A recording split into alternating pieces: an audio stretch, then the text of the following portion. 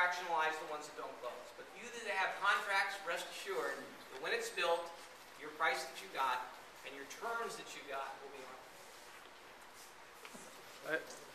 I would like to ask a question. So when you have a whole unit, one of the costs that you don't have on there is the fideicommissio, and it's a substantial cost. It's like 8% or something, I believe. 11%. Right. So if you go into a fractional, how does the fideicommissio play into this? Because is that another zero on the zero box? No.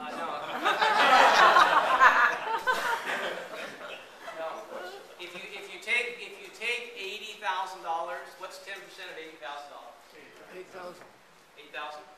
Okay, so your commissio is about $8,000, and that we keep that in the purchase price itself.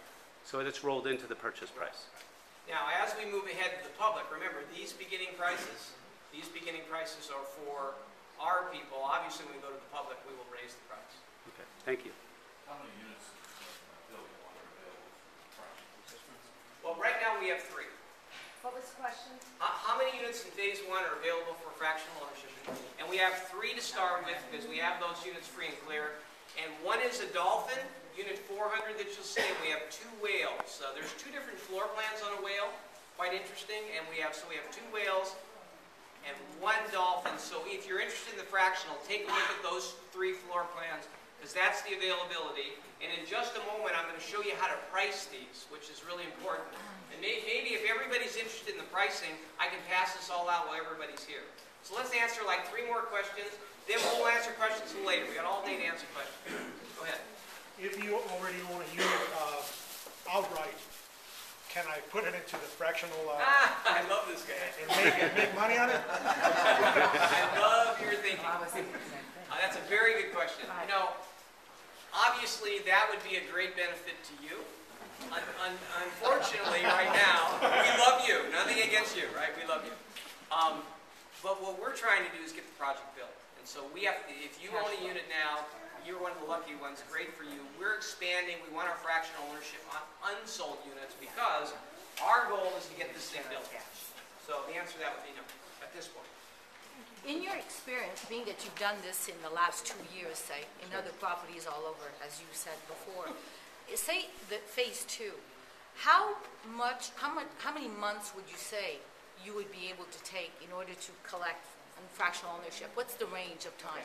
Is it a year, 2 years in this kind of market? Very good. That you've done it? Very good, very good. One of the things that we're very, very hopeful of is there's a gentleman by the name of Dick Raggett. He is the authority on fractional ownership data in the industry. Dick Raggett puts out an annual report, and he puts out a semi-annual report. The semi-annual report just came out. 6 months of the fractional ownership business in 2010. We had the project, and I'm telling you this for a real strong reason. We had the project that had more sales than any other project in the United States, Canada, Mexico, the Caribbean, and South America. And that's a fact. The next project to us was 35% behind. Now let me tell you about the project we had. Nothing like this. This project was in an area where the prime season was about 4 months of the year. It was an area that had no amenities. It did have a nice location, nothing like the units you have here. It was on the coast of Oregon. The market was this big. It's Portland, getting out of the heat in 4 months of the year. Very difficult project. Developer was in a lot of trouble on that project. We came in. That is the #1 project. So the best I can answer your question is we are now brainstorming on some phenomenal marketing ideas. At this point, we're going to kind of hold those close to the vest until we announce them. Because there's some competition in this area, if you haven't noticed, you know. And we want to make sure that our marketing program is implemented. If we implement it as quickly as we have before, in our next newsletter, there'll be a newsletter announcing what happened here. The next newsletter, we will have all the fractionals in phase 1, and we're going to start making some general projections so that you guys, remember the newsletters are only going to the homeowners, no one else. You guys can have a view of that, and we try to accelerate that. Okay? So let's take one more question, and then you guys, again, will have all questions the rest of the day. Go ahead. The bottom line, if I understand you correctly, the fractional can accommodate right now as we sit down here 24 people, maximum, 8 times 3 units, right? You have 3 units to sell, and you have 8 people maximum, it's Oh, that's 24 right. 24 people. sales. 24 individuals, families. Sales. If 50 are interested, how do you reconcile that? Why did I get these letters? That's a good problem to have. Here's the question, and that was the question I was dreading today. I was hoping it wasn't going to be asked. But the question this gentleman, who is obviously a mathematician, we have 3 units. We sell a maximum of 8 times each. 8 times 3 is 24 sales that we have. This owner base alone has way more people than 24 that may be interested. Way more than that, we understand. That is why specifically we have not opened this up to the public. We want to make sure the owners are taken care of first.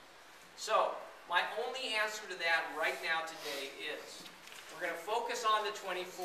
If there's a huge demand amongst the owner base, I'm getting with Bill and Brian, and we got to figure out what's next. Because there are units that are supposed to have closed, that haven't closed, that we're trying to work with the people, that we may or may not work with them.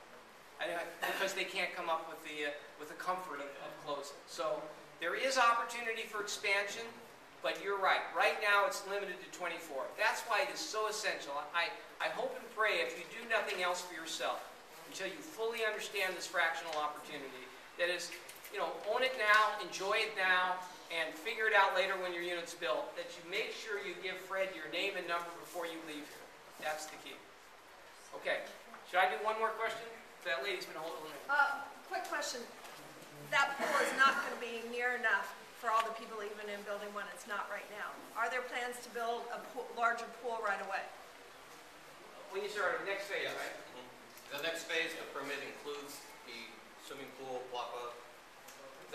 Basically, it's this line. This pool here, right? Yeah, actually, if you look out the window, I don't know how many you can see, but see where the retaining wall ends out there? If you draw a straight line from that back, you'll end up right here. Right at this dividing line. So it's basically right here. But when is your plan to start the phase? I mean, are we talking months, a year? Well, we just got our approval yesterday for the permit. So, assuming our biggest goal now is to sell out this building. And so, with, as soon as we sell it out, we're Let me digging tell you, into starting construction. to his point, 24 sounds small. If we have a great demand from owners and friends on this fractional ownership, and we can sell out those 24, and then we can go to all the units that haven't closed and say, how many do we want to sell as whole? Because we have people that might be interested in the whole side. How many do we want to sell in fractional? Get that first phase where those two are comfortable. We have the first phase covered. It's pedal to the metal. One last. I have a question that I think everyone's kind of wondering. 2 things. Time frame, of course, but money. This is about cash flow. Everyone needs to understand it. It's cash flow. What kind of cash flow and in what amount of time do you need it to even begin on that? Getting the permit's lovely, but you need the money to build. What's the reality? What's the money? Give me a figure.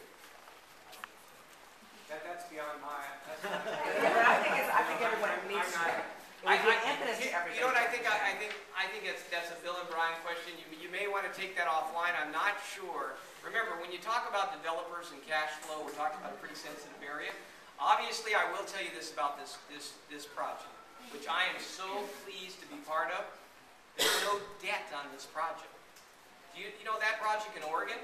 The bank was there every step of the way trying to take the thing back from the developer. It was a terrible situation. So we're in a very healthy situation right now, but I can't take cash flow. Is what I guess I'm saying is, let's just say a whole lot of people don't participate. Would you have the money right now to even continue? Well, remember something. If let's just put a different thing. If sales are slow, then we're going to go to the general public and sell it out. It would be suicidal. You wouldn't do it, they wouldn't do it, and I wouldn't do it, to build another phase until phase 1 is sold out. So, but we have a strategy. We have a strategy right now to go to the public with this ownership. Remember, this is probably the nicest unit I've ever been able to present, right on the water. I mean, it is, I know there's taglines that everybody has, And, you know, the tagline here is,